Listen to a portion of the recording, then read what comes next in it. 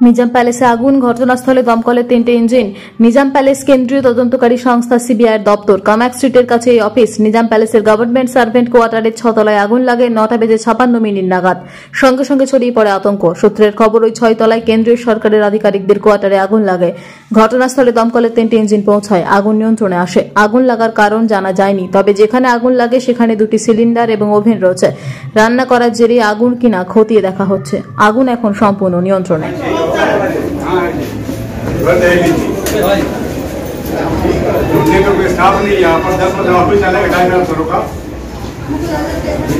हमारे लोगों ने गाल को जाना मैं आप लोगों ने यहाँ पे से लगा के रखना, इससे बात करेंगे।